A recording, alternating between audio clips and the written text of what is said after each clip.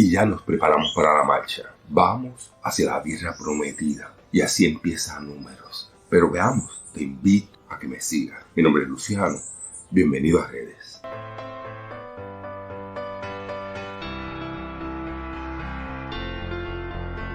Mover a un grupo de personas a través del desierto no es una tarea fácil. Era importante unos aspectos resolverlos mucho antes.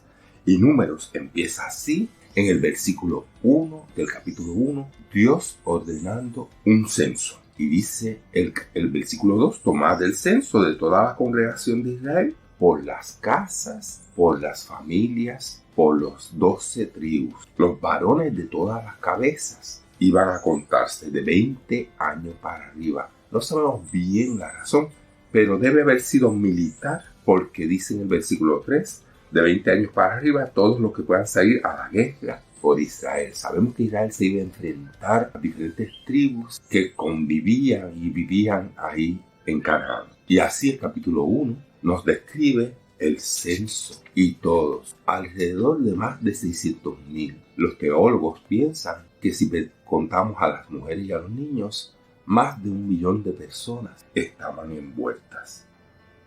En el capítulo 2, luego del censo, Dios da la posición de los campamentos, de los diferentes campamentos que constan de las diferentes tribus alrededor del tabernáculo, que era el centro. Dios en el centro del pueblo. Y los divide en 4 grupos de 3 tribus cada uno. Recordemos que la apertura del tabernáculo daba para el este.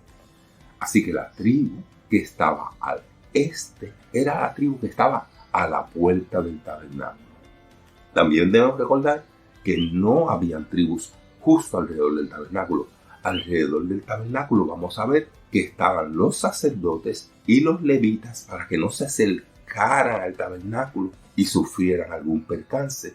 Después estaban las tribus. Las tribus que estaban al este eran gobernadas por la tribu de Judá. Y la tribu que estaban al norte, que sería la última tribu, si vamos en forma de las manecillas del reloj, estaba gobernada por las tribus de Dan. Habíamos visto algo que hacía referencia a eso en Éxodo. Las tribus iban a marchar con su estandarte. Cada una llevaba un estandarte que se piensa que se hace alusión a ese estandarte en el libro de Ezequiel. La tribu de Judá, su estandarte tenía un león.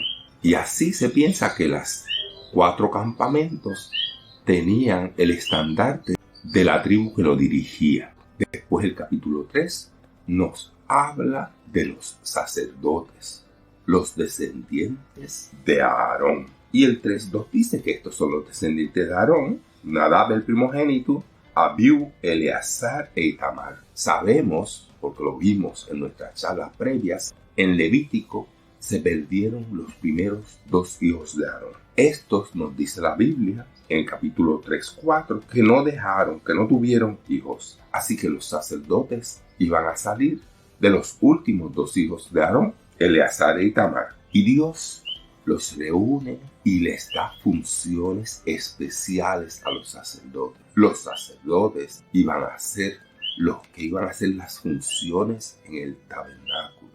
Los capítulos 3 y 4 organizan a la tribu de Leví. E interesantemente pasa algo distinto en estos capítulos. Habíamos visto en el libro de Éxodo que Dios, después de haber salvado al pueblo, había pedido los primogénitos para sí. Y era importante rescatar al primogénito. Ahora vemos que Dios constituye a la tribu de Leví como el representante de los primogénitos de Israel. Así que cada primogénito iba a estar representado en un miembro de la tribu de Leví, porque la tribu de Leví lo iba a reemplazar. Porque mío es todo primogénito desde el día en que yo hice morir a todos los primogénitos en la tierra de Egipto. En el capítulo 4, Dios a los diferentes hijos de Leví le da diferentes funciones. Ellos iban a cargar el tabernáculo. Diferentes tribus iban a llevar diferentes cosas a través del desierto. Dios menciona para ese trabajo a todo levita mayor de 30 años. Y el capítulo 5 nos empieza a hablar de otro tipo de preparación. Es importante cuando se mueve un gran conjunto de personas tener mucho cuidado en diferentes aspectos de la vida. Y Dios está consciente de ello y lo vamos a ver aquí en el libro de Números. Así que una vez organizadas las tribus, es importante organizar para evitar problemas de índole social. Y Dios se preocupa en tres aspectos principalmente. Se preocupa en la limpieza, la preservación de Israel, se preocupa en la honestidad con el testimonio y se preocupa en la moralidad para evitar la decomposición familiar. En el capítulo 5:1 dice que echen a todos los que tienen lepra, los que padecen flujo del semen y lo contaminado con lo muerto.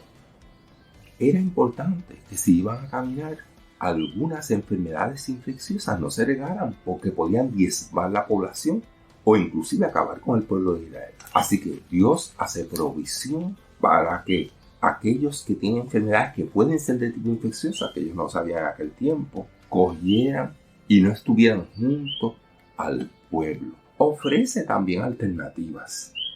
Después estaba la honestidad. Imagínate un grupo de personas, 1 millón, 2 millones, y que hubiese mucho saqueo y hubiese pérdida de la propiedad ajena. Así que Dios repite las leyes y da sanciones al que pecó hurtando, que ya sabíamos que tenía que devolver la cantidad más un 20% de ella. En el versículo 12 al 14, en el capítulo 5, Dios también nos habla de cuando había inmoralidad, adulterio, pero eso ya lo había cubierto antes. Pero cuando había la idea o el celo en el esposo de un adulterio en su esposa y da una serie de problemas, Dios tenía que mantener el matrimonio. De esta manera, Dios aseguraba que iba a llegar a la tierra prometida una tribu o un pueblo claro, puro, seguro y fuerte. Como digo también, el libro de Números no necesariamente sigue un orden, no solamente es una historia, sino que interviene en algunos aspectos distintos. Y el capítulo 6 es uno de esos. Una vez nos está contando los preparativos, el capítulo 6 pasa a hablarnos de otra cosa, el voto nazareo. ¿Y qué era el voto nazareo? El voto nazareo era un voto voluntario, la gran mayoría de las veces, porque vamos a ver que en otras no, en el cual que se dedicaba al voto nazareo por un periodo de tiempo, no necesariamente por el largo de su vida, aunque algunos también incluían el largo de la vida, o motus propio, dedicaba ese voto para acercarse más a Dios. Y tenía 3 aspectos, y se reconocía en el pueblo de Israel aquel que llevaba el voto nazareo. El voto nazareo lo vamos a ver en varios personajes de la Biblia que podemos ver ahí. Y tenía 3 aspectos: la abstención de vino, de sidra, de cualquier licor de las uvas, era uno. El segundo era que no se iban a recortar ni se iban a tumbar el vello del cuerpo. Ese era el segundo. Y el tercero, que está en el 6:6, todo el tiempo que se aparte para Jehová, no se acercará a la persona muerta. El voto nazareo envolvía una rigurosidad del que lo daba mayor a la rigurosidad del levita. Y dice el 6:8, y todo el tiempo de su nazareato será santo para Jehová. Bueno, hemos visto a Moisés como líder y en la próxima charla quizás haremos unas conclusiones acerca de eso. Y ya casi estamos para terminar las preparaciones para nuestro viaje, pero no sin antes una bendición. Los invito a que lo veamos en la próxima charla, que si les gustó le den like, lo compartan con sus amigos para seguir aprendiendo de la Biblia. Nos vemos.